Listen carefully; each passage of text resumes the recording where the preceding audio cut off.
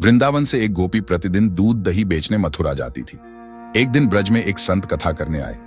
वो गोपी भी उनकी कथा सुनने गई। संत ने कथा में कहा, भगवान के नाम की बड़ी महिमा है। इस नाम का जाप करने से बड़े संकट टल जाते हैं। नाम तो भव सागर से तारने वाला है। यदि भव सागर से पार होना है तो भगवान का नाम कभी मत छोड़ना। कथा समाप्त होने के बाद वो गोपी अगले दिन फिर से दूध बेचने चली गई। उसी बीच रास्ते में यमुना जी थी। इसको देखकर गोपी को संत की बात याद आ गई कि संत ने कहा था, भगवान का नाम तो भवसागर से पार लगाने वाला है।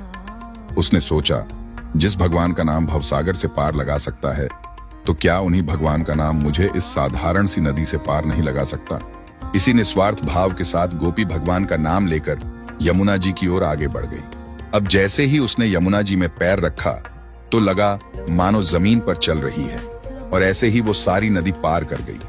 दूसरी पार पहुंचकर उसे बहुत ही प्रसन्नता हुई और मन ही मन सोचने लगी कि संत ने तो ये तो बड़ा अच्छा तरीका बताया पार जाने का, अब रोज रोज नाविक को भी पैसे नहीं देने पड़ेंगे। एक दिन गोपी ने विचार किया कि संत ने मेरा इतना भला किया, मुझे उन्हें खाने पर बुलाना चाहिए। अगले दिन गोपी जब दही बेचने गई तब संत से घर में भोजन करने को कहा। संत तैयार हो गए। अब बीच में फिर यमुना नदी आई।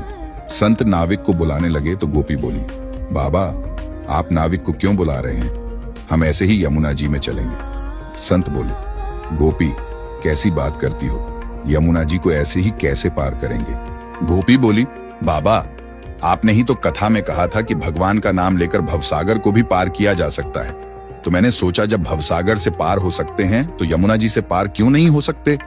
मैं ऐसा ही करने लगी, इसलिए मुझे अब नाव की जरूरत नहीं पड़ती। संत को यह सुनकर विश्वास नहीं हुआ और वो गोपी को कहने लगे, पहले तू चल, मैं तुम्हारे पीछे पीछे आता हूं। गोपी रोजाना की तरह नाम का आश्रय लेकर यमुना जी को पार कर गई। गोपी को देखने के बाद जैसे ही संत ने यमुना जी में पैर रखा तो झपाक से पानी में गिर गए। ये देखकर संत बहुत हैरान हो गए। अब गोपी ने जब देखा तो कि संत तो पानी में गिर गए हैं, तब गोपी वापस आई और संत का हाथ पकड़कर जब चली तो संत भी गोपी की भांति ही ऐसे चले जैसे जमीन पर चल रहे हों।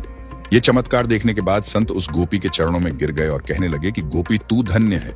वास्तव में तो सही अर्थों में नाम का आश्रय तो तुमने लिया है, और मैं जिसने नाम की महिमा बताई तो सही पर स्वयं नाम का आश्रय नहीं लिया।